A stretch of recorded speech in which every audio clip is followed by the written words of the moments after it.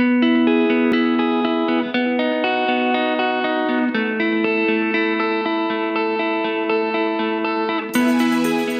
you explain to me a bit about your business and what you're involved in?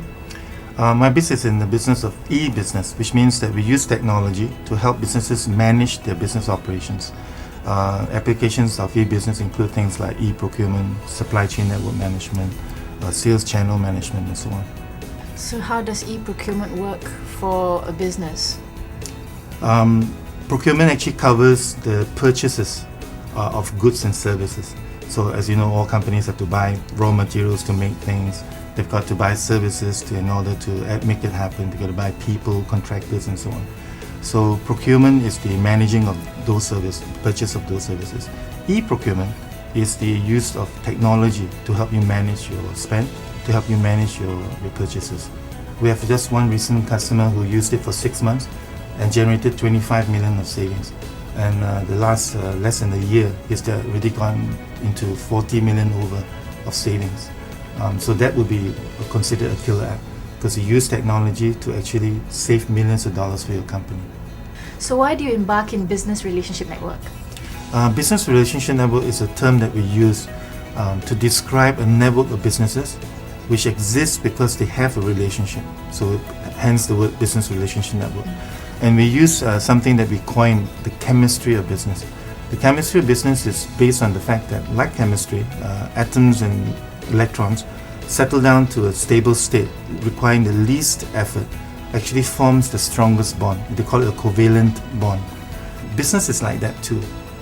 You have situations where certain suppliers require the least effort, and those are suppliers you go back to time and time again. So the technology we have on Business Relationship Network is actually designed to make that relationship effortless.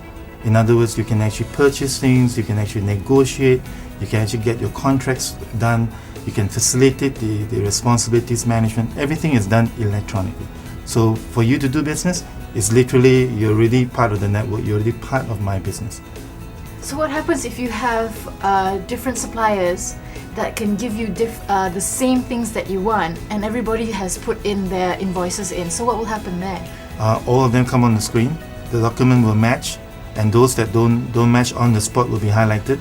So the person in charge of the suppliers will quickly see anomalies, they quickly see things that shouldn't be there and quickly address them. So you don't wait till 3 months down the road, you say, how come I didn't get paid? Oh sorry, one of your consignments was rejected. You won't have that situation happen. Because the minute it's rejected, you'll be notified, the supplier is notified, the customer is notified at the same time. And that's only available because of today's technology.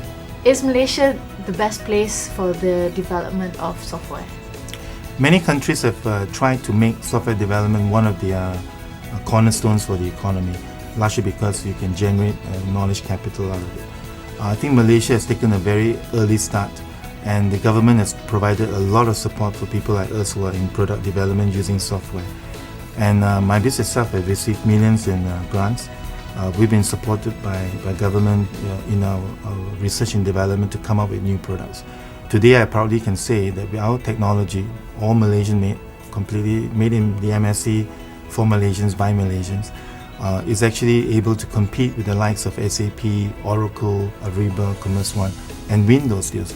And good to say today we have been given the award by Microsoft for the best e-procurement solution, and that's something that we're proud of. It's a Malaysian-made software, and we've got clients which are in Fortune 500, and to be able to say that and yet be Malaysian is something I'm proud of.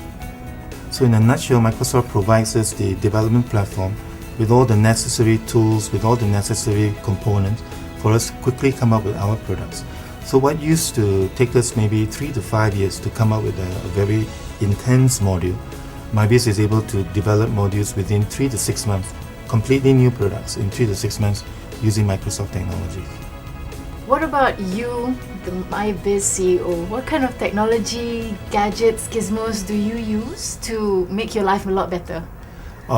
As the chief executive of the company, communication is extremely vital to me. And the phone that I personally use is the Dopod A38 Pro. The reason I chose it is because it runs Windows Mobile 6 in this case. So one of the key things I have is a keyboard, so you can just extend that, use it to take notes. And one thing I found very useful is that it's a simple tool, but when I go for meetings, usually when you have meetings, you meet a lot of new people. You find that you don't remember their names too well. So what I do is I usually will just pick up the phone, capture a picture. For example, today as I'm meeting you for the first time, so I'll take a photograph of you, and then that way I'll remember who you are. So in a meeting, I can do that. I can take minutes. I can jot down my notes. I can even say command and get things activated. So at the same time of being able to communicate, keep track of my emails, schedule my appointments, I also get a tool that helps me personal productivity wise. What other gizmos do you have for leisure? One of my big loves hobby is guitar. I love playing the guitar. I don't play it well, but I'm one of those that believes that if I buy enough guitars, I get better at playing guitars. But obviously, that's not true. You have to practice playing before you get better. I'm one of those that actually, if I play it often enough, I have a little guitar here. If I practice it often enough, I find that I can remember the song. I do it very well.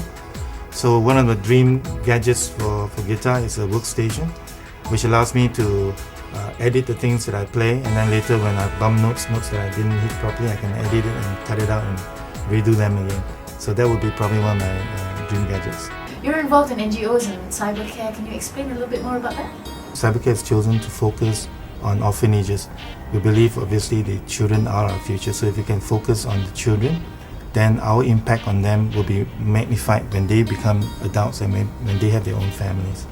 So Cybercare has youth development programs throughout Malaysia. We have 91 homes, more than 5,000 children under our program. We run youth development programs like the Youth Leadership Mentoring.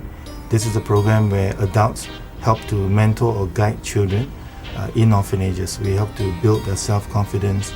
We focus on strengthening their ability to express themselves.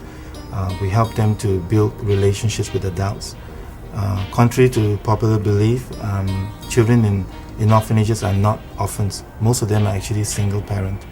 But actually that single parent situation that they're in actually gives them a far more difficulty in handling their lives.